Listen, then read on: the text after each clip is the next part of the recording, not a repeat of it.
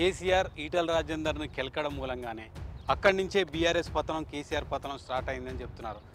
చట్టం చట్టుబండలైంది తప్ప ఎక్కడ ఏం కాలేదు. మోడీ ఇమేజ్ని నమ్ముకున్నారా, ఈటల రాజేందర్ ఇమేజ్ని నమ్ముకున్నారా? నా మీద ఎంత కష ఉందో మొత్తం తెలంగాణ సమాజం తెలుసు. హుజురాబాద్లో చెల్లని రూపాయి, గజ్వేల్లో చెల్లని రూపాయి, మల్కాజ్గిరిలో ఎట్లా చెల్లుతుంది? తెలంగాణ సమాజం ఎక్కడ యాక్సెప్ట్ చేయలేదు.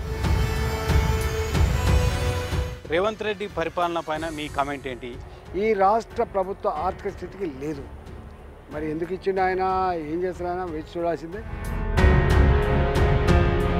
మల్కాజ్గిరికి మీరు గెలిస్తే ఏదైనా ఈ అభివృద్ధి చేస్తానని ఆ ప్రజలకి ఏమైనా చెప్పగలరా? మాజీ ఆర్థిక మంత్రిగా చెప్పదలుచుకున్న అంశం ఏంటంటే ఒక్కటే, ఇదేనా అల్లావుద్దీన్ అద్భుత దీపమా చెప్పండి.